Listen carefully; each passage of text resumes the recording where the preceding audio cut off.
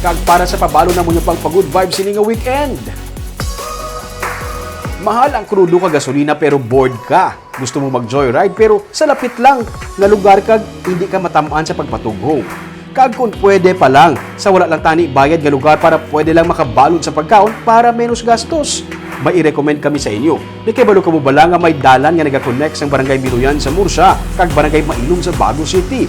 May gamay lang nga rough road pero the rest sa dalan, sementado na. May pila ka mga points nga pwede maka-stop over kag magpaliwaliwa. May mga rice terraces kag overlooking sa city ang dalan.